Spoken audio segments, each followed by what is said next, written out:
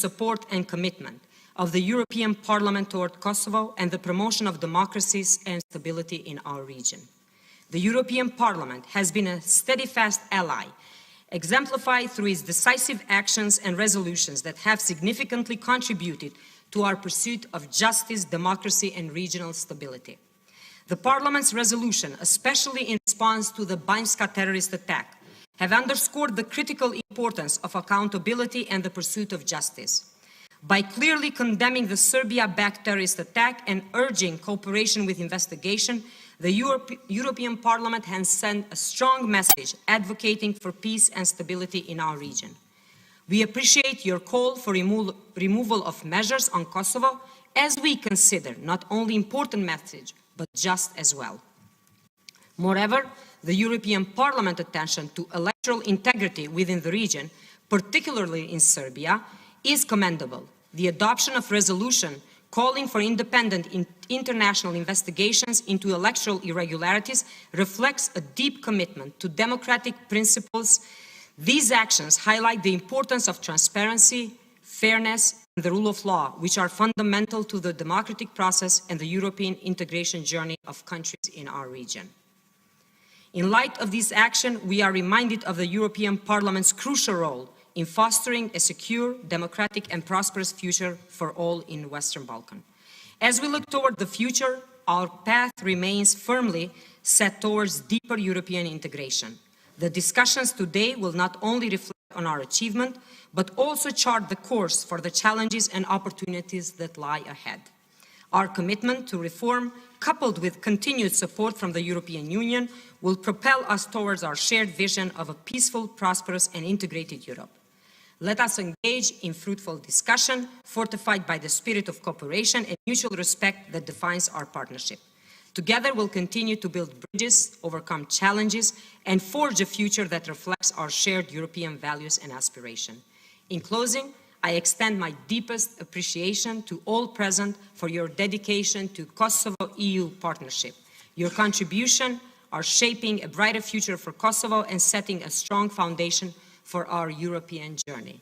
Thank you very much.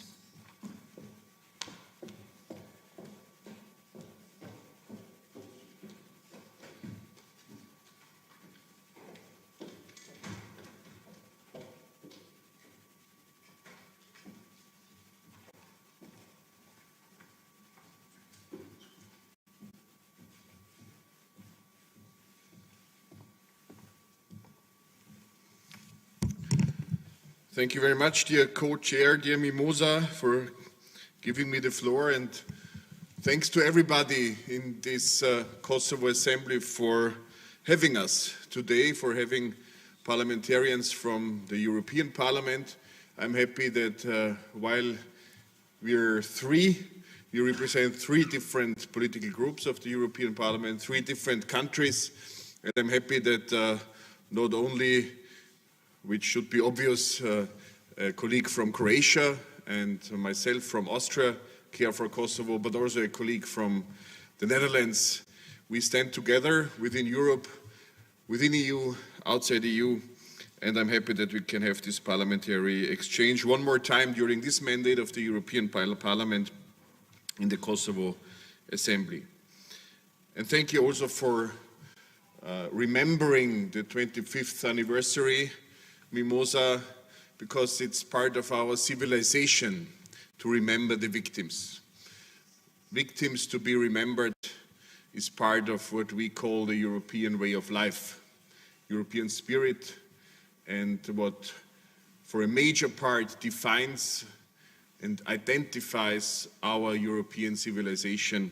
And it's maybe a brief moment, but maybe the most important moment of this joint parliamentary assembly, that we remember the victims. It is great to be back in Pristina in the Assembly of Kosovo. I will be brief since we had a panel of important speakers who will address us ahead of us, but also because we have all afternoon and tomorrow morning to discuss a number of very important issues in detail.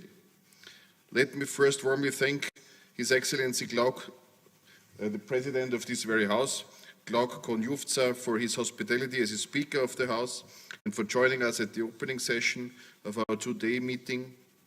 We also appreciate very much that First Deputy Prime Minister Bislimi and Minister Rasic are with us today and will address this SAPC meeting on behalf of the government of Kosovo.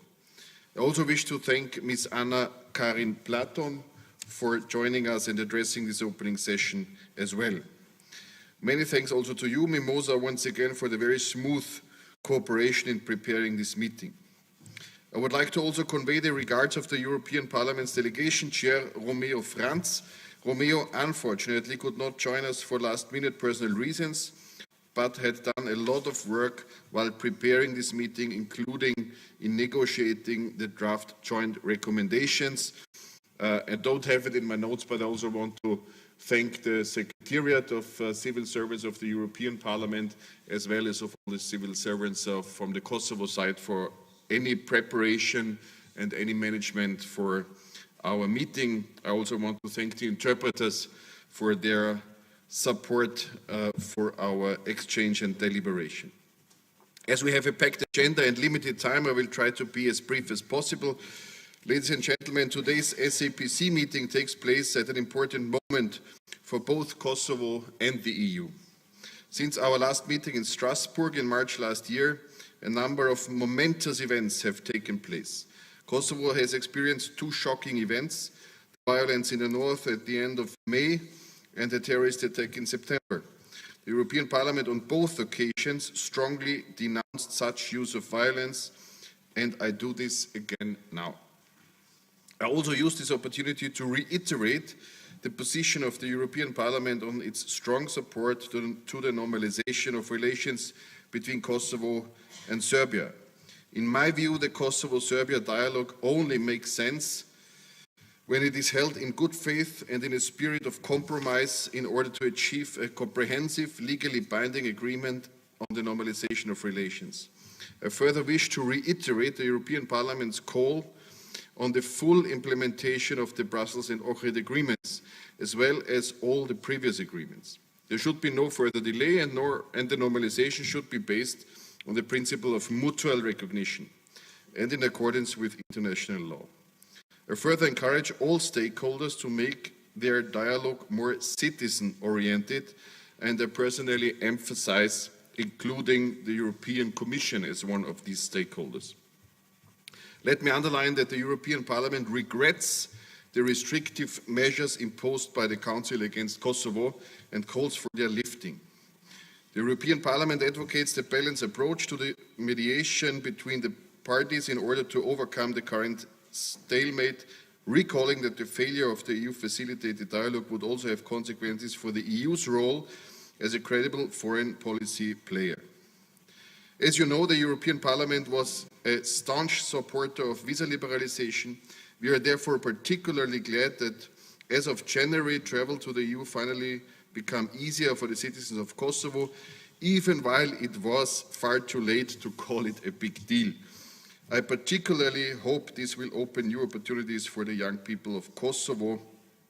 Finally, let us not forget that we meet against the backdrop of the ongoing Russian war of aggression against Ukraine and with hybrid measures against all of us that has now been going on for over 2 years. It is in these difficult circumstances that we witness Kosovo's confirmed and unambiguous strategic Euro-Atlantic orientation and alignment with the EU foreign policy and sanctions against Russia. These are steps Kosovo took not because it had to. Kosovo did so because it chose to do so. Like most, although unfortunately not all of the Western Balkan countries, Kosovo chose to stand what can only be called on the right side of history and on the side of European values. This clearly shows Kosovo's value-based strategic commitment and belief in its EU and transatlantic future. This also means that we, the EU, have an obligation to continue to support Kosovo's European future. This meeting of the Stabilization and Association Parliamentary Committee follows 4 meetings we held over the past 2.5 years. The regular pace in which these meetings take place is an excellent proof of the political stability of Kosovo in recent years. I therefore look forward to our meeting, to the always open exchange of ideas and views, and to the smooth adoption of our joint recommendations tomorrow morning. I also want to add that I always assume parliamentarism would be part of the solution. Parliamentary exchange of democratically legitimized parliamentarians is always part of the solution, as parliamentarism is a great innovation of mankind. So it's always a pleasure, a delight, I would say, for the people if the Parliament of Europe and the Parliament of Kosovo meet together, deliberate together, and decide together. And this is what we will do today and tomorrow. I'm more than happy to be here, and more than happy we are 3 parliamentarians from EU side, from 3 groups, from 3 countries, all committed to excellent EU-Kosovo relations. Thank you very much, Lucas. Faleminderit shumë, zoti Mandel. Tani kam nderin që fjalën t'ja përcjell kryetarit të Kuvendit të Republikës së Kosovës, zotri Glau Konjufca.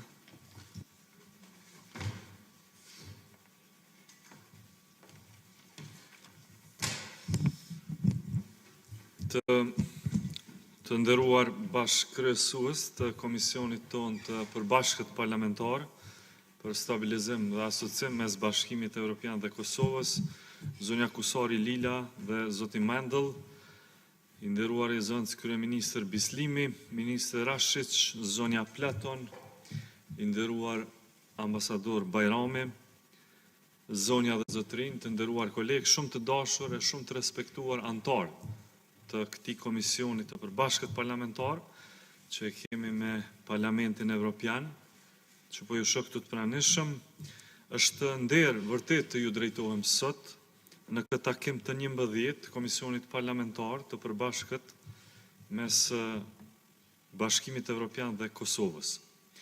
Jam mirënjohës për të diskutuar për sfidat dhe reformat që na dohen drejt integrimit në Bashkimin Evropian, dialogun e lehtësuar nga Bashkimi Evropian mes Kosovës dhe Serbisë, e po ashtu edhe bashkëpunimi rajonal si dhe antarësimin e Kosovës në organizatat ndërkombëtare. Së pari dëshiroj ta shpreh mirënjohjen time për juve, për Parlamentin dhe për Bashkimin Evropian, për mbështetjen dhe angazhimin e vazhdueshëm për zhvillimin e vendit tonë. Ne vlerësojmë rolin e Bashkimit Evropian për nxitjen e bashkëpunimit rajonal, promovimin e arritjes ekonomike dhe mbështetjen e shtetit të së drejtës dhe të drejtat e njeriut. Ne jemi të përkushtuar të punojmë së bashku për të adresuar sfidat tona në mënyrë që të avancojmë tutje në integrimin tonë drejt Bashkimit Evropian. Përsa i përket progresit dhe sfidave e reformave të nevojshme për integrim, ne pranojmë se ka ende punë për të bërë. Njëra ndër sfidat e mëdha mbetet korrupsioni, sidomos për sistemin tonë prokurorial dhe gjyqësor. Por ne do t'i vazhdojmë reformat në lidhje me sundimin e ligjit dhe për të drejtat e njeriut, e këto do të na mundsojnë të krijojmë kushtet edhe më të mira për qytetarët tonë, ashtu që ta mbështesim zhvillimin tonë shoqëror e të përmbushim të njëjtën kohë edhe kriteret e Bashkimit Evropian që na ndihmojnë që reformat jenë vërtet të qëndrueshme. Ne kemi treguar tashmë për kushtimin tonë për ta forcuar qeverisjen demokratike në Kosovë dhe për të siguruar që institucionet tona janë transparente, të përgjithshme dhe gjithëpërfshirëse. Dialogu i ndërmjetësuar nga Bashkimi Evropian mes Kosovës dhe Serbisë është një komponent e rëndësishme e bashkëpunimit tonë rajonal. Ne jemi të përkushtuar të punojmë së bashku për të zgjidhur çështjet e pasgjidhura ende dhe për ta promovuar paqen e stabilitetin në rajon. Ne besojmë se vetëm njohja reciproke mes Kosovës dhe Serbisë është pjesa thelbësore e marrëveshjes përfundimtare gjithëpërfshirëse si parakusht i domosdoshëm që të dyja vendet të përparojnë në rrugën e tyre drejt integrimeve evropiane. Përkushtimi i palëkundur i Kosovës për antarësim në Bashkimin Evropian është si një fanar i shpresës, i cili i reflekton aspiratat e qytetarëve tonë për demokraci dhe për prosperitet. Potenciali transformues i procesit të integrimit në Bashkimin Evropian është parësor, duke e theksuar domosdoshmërinë për konsolidim demokratik, kohezion socio-ekonomik, si dhe rritje të qëndrueshme afatgjatë. Zgjerimi si një gur themel i unitetit të Bashkimit Evropian kërkon që t'i jepet përparësi kësaj nga shtetet anëtare për të mbrojtur sidomos kundër ndikimeve të jashtme, jashtë Bashkimit Evropian, me qëllim të keq që mund të aminojnë vizionin evropian e që vinë sidomos nga Rusia dhe shtetet të cilat e luftojnë unitetin evropian. Aplikimi i Kosovës për antarësim në Bashkimin Evropian në dhjetor të vitit 2022 ishte dhe vazhdon të jetë një moment historik i rëndësishëm drejt integrimit më të thellë, duke e theksuar respektimin e kritereve të Kopenhagës dhe vlerave tjera evropiane. Për shpejtimi i procesit të antarësimit është imperativ, duke kërkuar veprim të shpejt nga shtetet anëtare për të avancuar aplikimin e Kosovës dhe për të ofruar mbështetje institucionale për reformat që përmirësojnë jetën e përditshme të popullsisë së Kosovës. Më lejoni që të jem i qartë edhe në emër të Kuvendit të Republikës Kosovës që ne nuk kërkojmë procedura të pandershme nga ana e Bashkimit Evropian. Ne vetëm po kërkojmë procedura strikte dhe të bazuara në drejtësi, në të drejtën tonë, por edhe të bazuar në meritokraci. Për më tepër për afrimi i Kosovës me politikat e jashtme dhe të sigurisë të Bashkimit Evropian, veçanërisht si përgjigje ndaj sfidave globale, tregon edhe për kushtimin tonë ndaj Bashkimit Evropian, bashkëpunimit rajonal dhe nismave gjithëpërfshirëse. Miratimi i kërkesës së Kosovës për antarësim Këshillin e Evropës, po ashtu e nënvizon edhe për kushtimin e vendit tonë ndaj bashkëpunimit dhe integrimit ndërkombëtar. Të drejtat themelore, veçanërisht të drejtat e pakicave dhe të grave, janë parimet themelore të përkushtimit Kosovës për barazi dhe gjithëpërfshirje. Strategjitë që synojnë avancimin e të drejtave të komuniteteve pakic janë shembull i përkushtimit vendosur të Kosovës për të siguruar mundësi të barabarta për të gjithë individët, por ne jemi po ashtu të përkushtuar që të mundësojmë barazi të gjithë individëve pavarësisht nga përkatësia e tyre etnike, nga gjinia apo nga orientimi i tyre seksual. Regjimi ynë pa viza për në Bashkimin Evropian dhe shtetet të cilat janë pro pjesë e Schengenit ka ofruar mundësi të reja për qytetarët kosovar, veçanërisht për brezat e rinj, dhe ne jemi mirënjohës për mbështetjen e Bashkimit Evropian në këtë proces. Ne jemi gjithashtu të përkushtuar të punojmë së bashku me BE-n për ta përshpejtuar procesin e antarësimit dhe për ta përmirësuar komunikimin në lidhje me parafrimet e zgjerimit për të gjithë qytetarët e Evropës, por edhe të vendit tonë. Si përfundim, Kosova mbetet e palkundur në përpjekjet e saj për integrimin evropian, për demokracinë dhe për barazinë, për kushtimin për mbrojtjen e drejtave themelore, promovimin dhe përfshirjen e nxitjen e bashkëpunimit ndërkombëtar e pasqyron vizionin e Kosovës për një të ardhme e cila ndërtohet mbi unitet, mbi stabilitet dhe mbi progres. Ne besojmë se Bashkimi Evropian nuk është i plot pa Ballkanin perëndimor dhe u bëjmë thirrje vendeve anëtare të Bashkimit Evropian që t'i japin përparësi sidomos zgjerimit dhe po ashtu t'i ofrojnë edhe mundësitë e premtuara për të gjithë rajonin tonë. Zonja dhe zotrinj, të nderuar eurodeputet, po ashtu edhe deputet të Kuvendit të Republikës Kosovës, mysafir të dashur, ta sjellim edhe një herë ndërmend që Parlamenti Evropian po ashtu i ka zgjedhjet. Unë dëshiroj që miqve tanë evropian, t'ju dëshiroj gjithat mirat dhe shumë suksese, e po ashtu ne mirëpresim bashkëpunimin në vitet në vijem. Ju faleminderit. Faleminderit shumë i nderuar kryetar Konjufca. Tani në emër të Qeverisë së Republikës së Kosovës, këtij takimi i drejtohet zëvendës kryeministri zotëri Besnik Bislimi.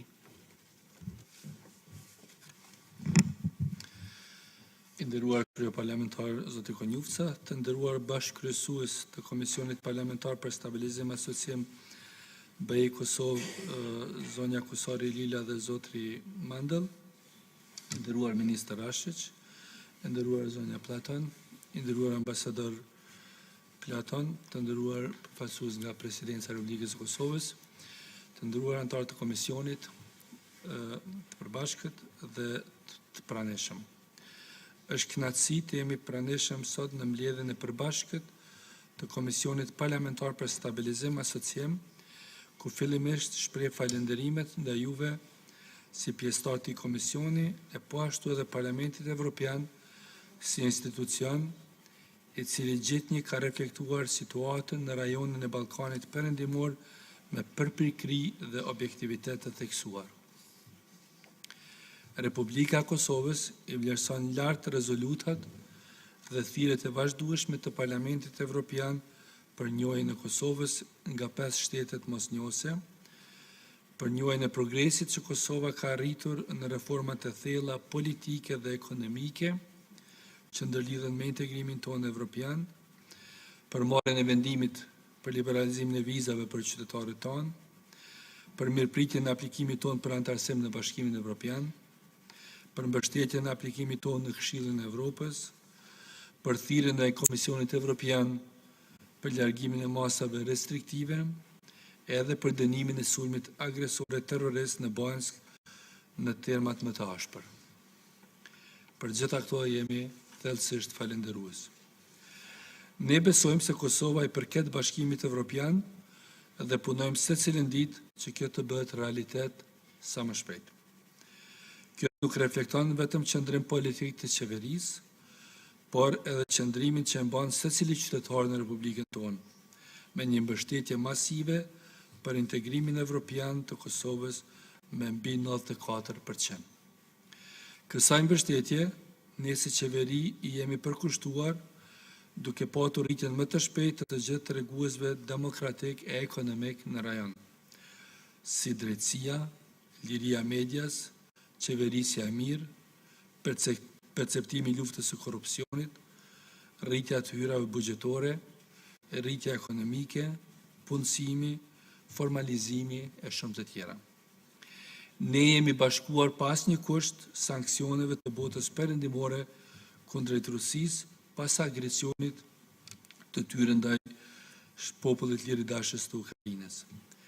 Kemi qenë vazhdimisht të angazhuar në bashkëpunim rajonal në kuadër të procesit të Berlinit, e tash do të vazhdojmë të jemi po aq të angazhuar edhe në planin e rritjes të Komisionit Evropian për reforma dhe përheqjen e barrierave të tregtisë mes vendeve të rajonit. Pra, edhe përkundër të gjitha vështirësive dhe pengesave të cilat i kemi para vetes, Kosova sërish shënon progres. Sidoqoftë, vendi ynë nuk vepron në vakum. Kosova vepron në një ambient ku për mbrojtjen dhe përparimin e demokracisë kërkohet mbështetje nga qytetarët, nga shtetet në rajon, si dhe solidaritet e mbështetje pa lëkundur edhe nga komuniteti ndërkombëtar. Demokracia asnjëherë nuk duhet të merret si e mirëqenë, sidomos tani kur e shohim se ajo vihet në rrezik nga autokratët dhe regjimet e tyre. Andaj edhe progresi demokratik duhet të mbështetet edhe më vrullshëm nga shoqëria transatlantike për shtetet ku ai ekziston. Progresi demokratik tek ne para së gjithash në kupton antarësim në organizata ndërkombëtare me rëndësi strategjike. Antarësimin e Këshillin e Evropës, ku kemi aplikuar me 12 maj të vitit 2022, e për cilën disa ditë më parë u dha dhe rekomandimi nga vetë raportuesja që të ftohet Kosova të bëhet anëtare e Këshillit të Evropës. Antarësim në partneritetin për paqe të NATO-s, ku në përvjetorin e 25 të intervenimit të NATO-s në Kosovë, pra më 24 mars, Komiteti i Përhershëm i Asamblesë Parlamentare të NATO-s e ftoi Parlamentin e Kosovës që të bëhet antar i asociuar. Antarësimi në BE, ku kemi aplikuar me 15 dhjetor të vitit 2022, e për cilin për fat keq ende nuk është ndërmarrë ndonjëherë përpara dhe aplikimi ende nuk ka hyrë në agjendën e Këshillit Evropian. Kosova mbetet vendi vetëm në gjashtë në Ballkanit Perëndimor pa status kandidati për antarësim në BE. Ne besojmë se trajtimi i aplikimit të Kosovës është i mundshëm dhe para së gjithash i merituar.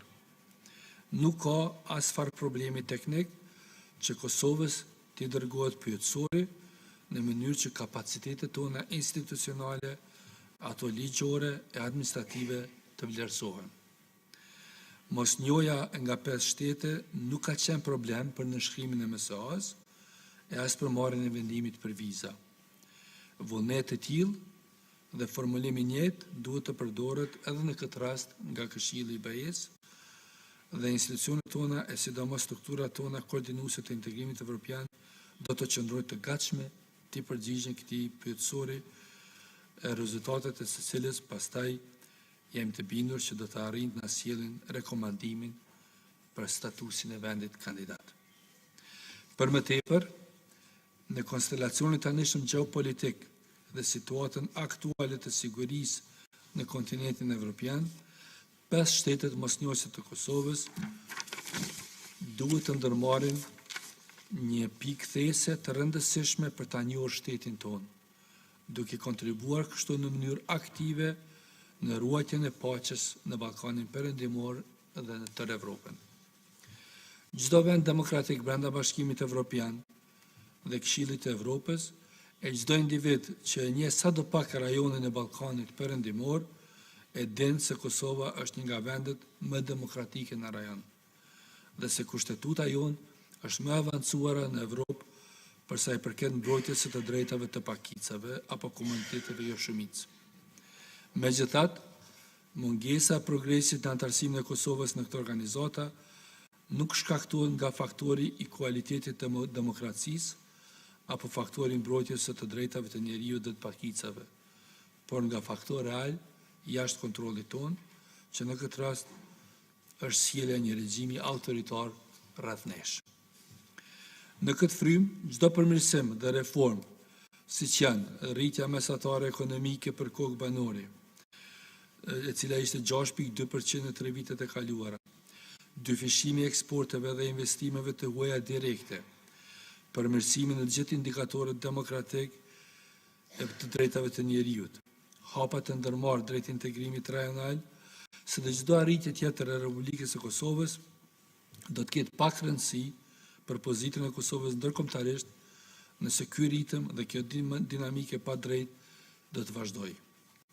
Përgjigjja e Bashkimit Evropian dhe NATO-s ndaj kërcënimeve të sigurisë në rajonin lindor të Evropës ka qenë shumë e qartë. Integrim në NATO për Finlandën dhe Suedin, status kandidati për Ukrainën, Gjergjinë dhe Moldavinë, e së fundmi edhe hapja e negociatave për Bosnjën dhe Hercegovinën. Ne i përshëndesim të gjithë këto hapa të Bashkimit Evropian dhe të NATO-s. Kështu edhe kërcënimi i sigurisë ndaj Ballkanit Perëndimor duhet të trajtohet në të njëjtën mënyrë dhe shumë thjesht.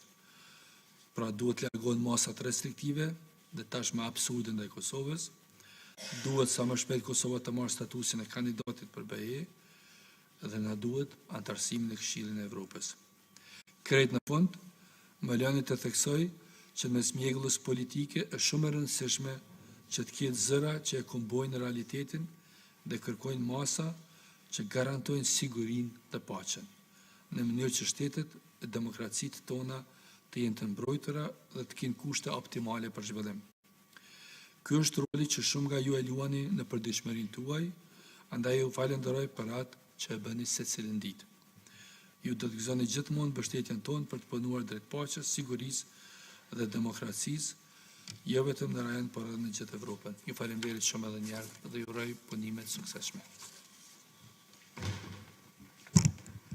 Faleminderit i nderuar zëvendës kryeministër Bislimi. Tani në radhë nga Qeveria e Republikës së Kosovës është ministri Nenad Rashić. Ministër, fjala për ju.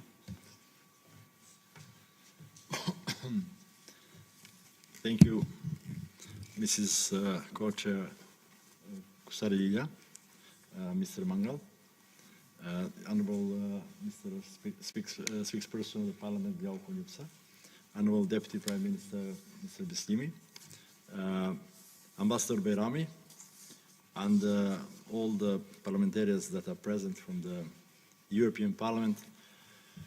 I do apologize, I'm first time actually attending your meetings, so if I do speak a little bit wider, a little bit in the past, I do apologize, but I believe that since as a representative of the Serb community, I do have some of my thoughts that I would like to share with you.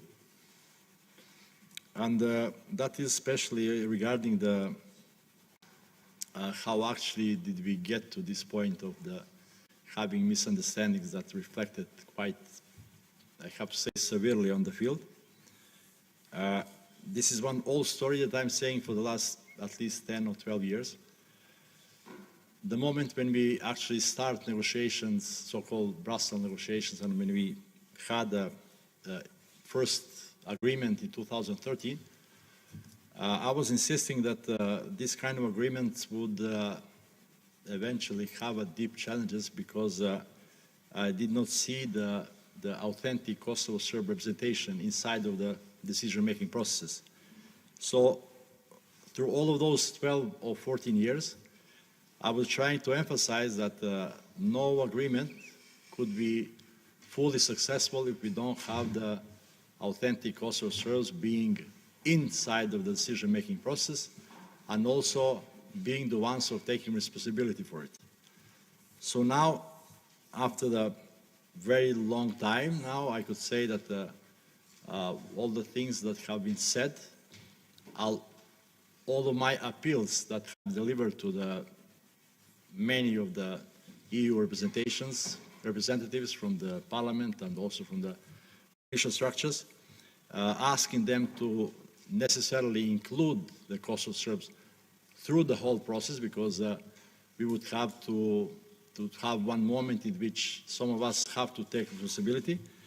Even during all of these years, that actually never happened. So I strongly believe that if we would have had representation as I was suggesting, that today we wouldn't have many challenges that you maybe have witnessed, starting from the barricades, the riots, or in the end, withdrawal that we have on the last time in the last year and a half.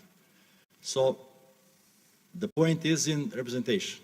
And point it's that for this 14 years now, we had, I used to call them, or I call them head nodders. People that were actually appointed, not really elected. So having those nodders, we have the situation in which actually on one simple order, we have the 5,000 Serbs, my countrymen, pulling back from the institutions, and most of them had their careers of 20 plus years. All of that just thrown away because of we had head nodders. So my point is that all that we need, and probably the most concrete foundation that we have to build, or we had to build, it was, and it is actually pluralism. That pluralism was not something that Kosovo Serbs had, especially on the north. I do remind you that in the north we had not even the approach, access to any other medias, but those ones that actually paid to make the different kind of, I have to say, propaganda that's actually resulted in some kind of obedient approach in which none of those people did not think about their careers, but rather thought about the imposed imaginary fictions that are actually never to be happened.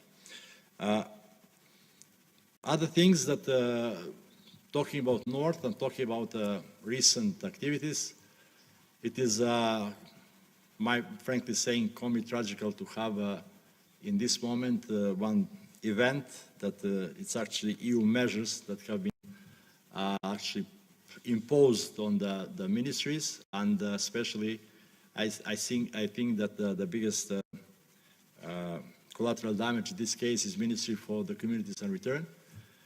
Being tragic as may sound, actually we do have very two strong co-financing programs that actually in one of the part of our main activities, and all of those programs are directly aimed at the protection of the communities, and especially getting the stronger fundamentals of the returnees, which are still having the certain numbers.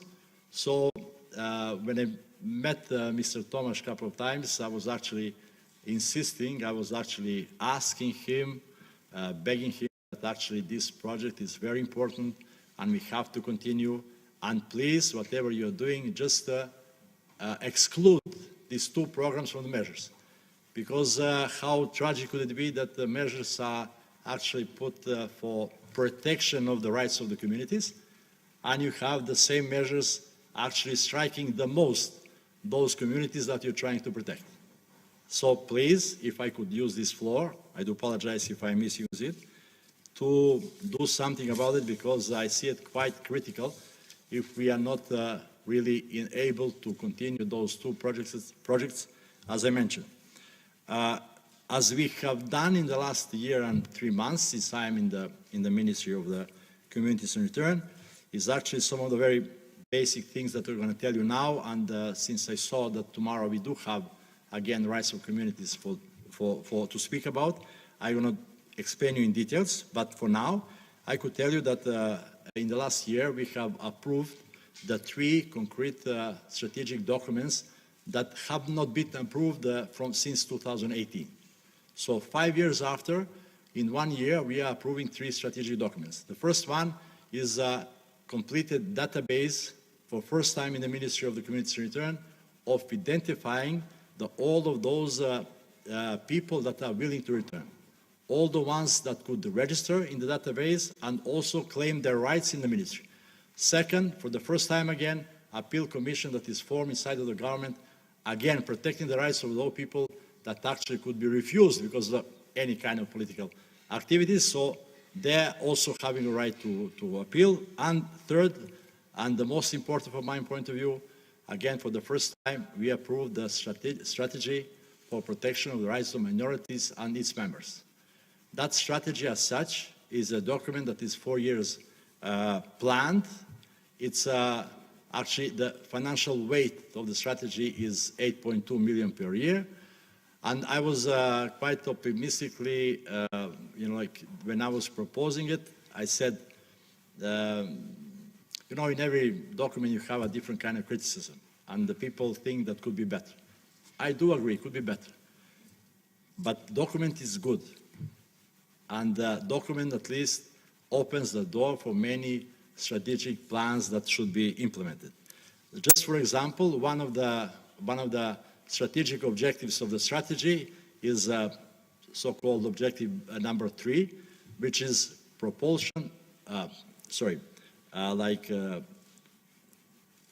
adequate representation of the non-majority communities in the public administration.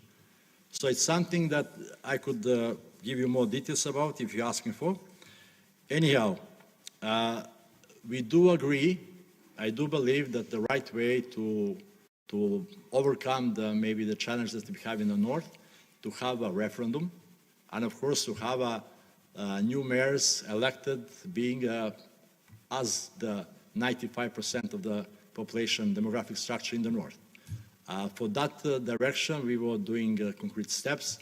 Me, myself, and my political party that I am presenting are doing our best to motivate the people to take a part in all of this process, and that process ends up with selecting the mayors that are suitable to demographic structure.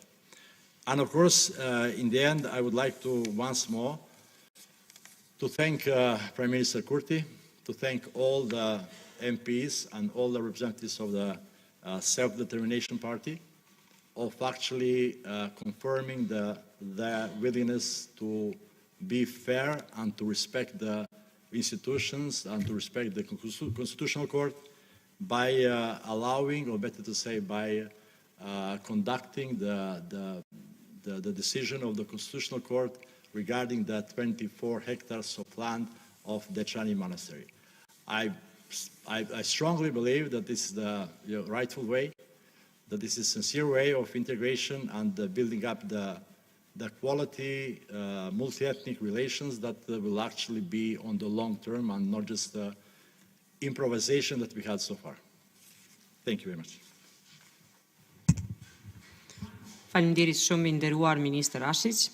Tani kam nderin që të ftojmë për fjalën e radhës zonjën Ana Karim Platon, shefe e sektorit politik të Zyrës së Bashkimit Evropian në Kosovë, e cila sot gjithashtu do të ndajë me ne pikpamjet lidhur me gjendjen aktuale të marrëdhënieve midis Bashkimit Evropian dhe Kosovës. Zonja Platon, fjala për ju.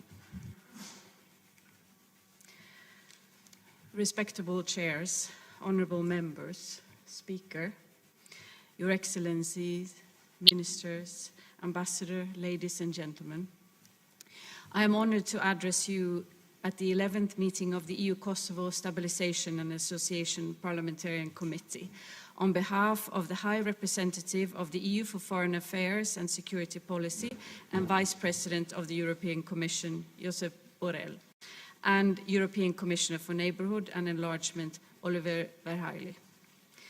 The Stabilization and Association Agreement is the foundation for the EU-Kosovo relations.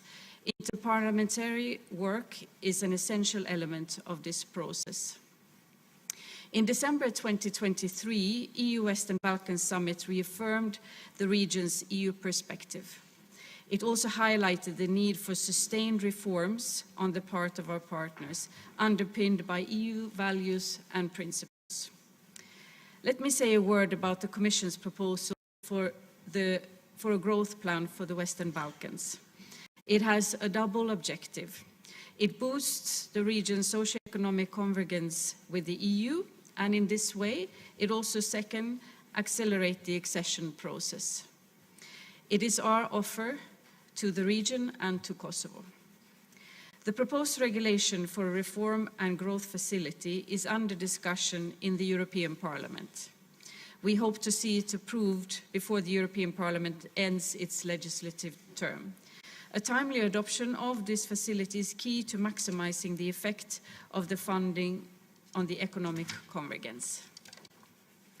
Pending adoption, our goal, also shared with the European Parliament, is to have first prepayment already before the summer break.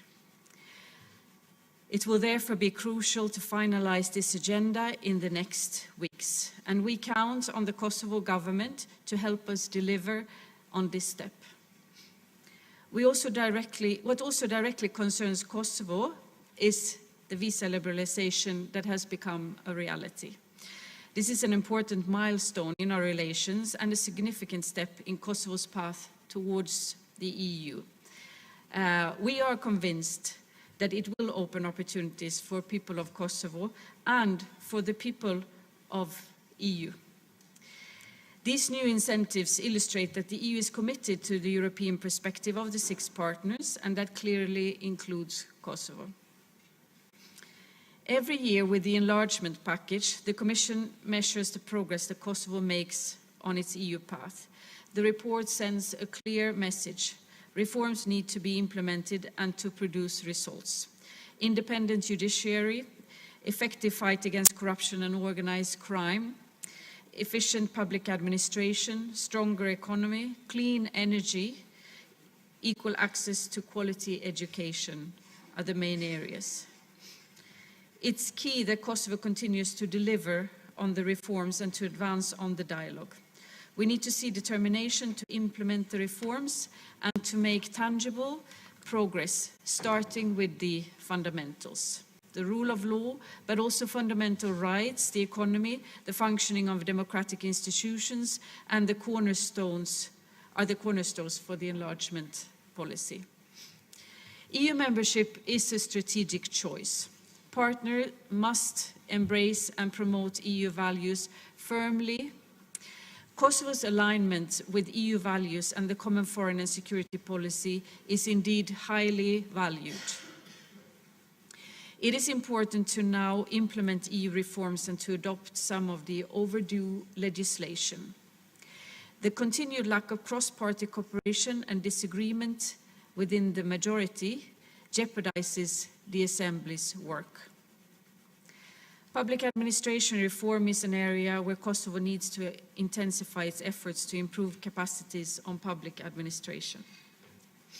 The EU is preparing comments which we hope will be taken into consideration prior to the adoption of this Assembly.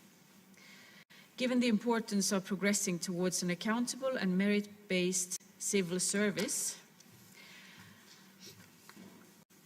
we recommend to integrate this reform priority in the reform agenda Kosovo is preparing under the new growth plan. The Minister of Justice and the heads of the main justice system institutions signed a joint commitment statement and action plan on justice reforms, which we welcomed. The action plan foresees 2 phases, assessment phase and legislation drafting phase. The assessment phase is pending completion of the final assessment report on which the Commission provided comments. In parallel, the authorities initiated a second implementation phase, legislation drafting. The EU is ready to assist based on a final assessment foreseen in the first phase. I would like to underscore the need to consult the Venice Commission on any significant legislative revision in this area. I also want to welcome the government's recent decision to implement the 2016 Constitutional Court ruling regarding the Dechani Monastery. This represents a positive step forward in cementing legal certainty. As we have said on multiple occasions, judicial independence and upholding the rule of law are fundamental for Kosovo's progress on its European path. In addition, let me stress the importance of reforming civil justice. In this area, Kosovo must adopt the civil code that has been pending for far too long. This would improve legal certainty, contribute to economic development, and advance fundamental rights, particularly women's rights and children's rights. On the green agenda and the sustainable connectivity, Kosovo needs to increase its ambition and administrative capacities to properly implement EU standards on transport, energy, and environment. The EU has supported Kosovo through the Energy Support Package, the Economic and Investment Plan, the associated Green Agenda for Western Balkans, and the National EPA. This support helped Kosovo cope with the economic and energy crisis, support their clean energy transition, engage on diversification of the energy mix and energy security. And it will continue to do so. We encourage Kosovo to adopt the law on renewables. Likewise, we hope for the adoption of other pieces of legislation, such as the law on electricity, energy regulator, and energy efficiency very soon. The period ahead, it will be important to achieve progress on Kosovo's European path. We need to see progress in 3 principal domains. First, regarding the EU measures, which are temporary and reversible. Their lifting depends on further progress by Kosovo in fulfilling the EU's existing requests. Second, the government needs to engage constructively in normalization efforts in the context of the EU-facilitated dialogue. This is a precondition for EU support under the growth plan. And third, the government has the crucial task to steer Kosovo along the path of decisive reforms indispensable to strengthening the rule of law, stimulate sustainable economic development, ensure sustainable energy production and environmental protection, quality education and opportunities for Kosovo's youth. Let me underline, on behalf of the HRVP Borrell and Commissioner Verheili, that I look forward to continuing our close partnership and cooperation in the interest of Kosovo, its people, and the EU as a whole. Thank you very much. Thank you, Ms. Platten. Falenderojmë zonjën Platten për adresimin, ndërsa me adresimin e saj përmbyllet pjesa zyrtare e fjalimeve hyrëse. Para se të hymë në pjesën tematike dhe të pasoj kryesimin e këtij takimi tek bashkëkryesuesi zoti Mandëll, Ju ftoj të gjithë pjesëmarrësve, bashk edhe me mysafirët që ishin pjesë e fjalimit hyrës, që të bëjmë një foto familjare. Fotoja bëhet këtu përpara foltores. Ju faleminderit.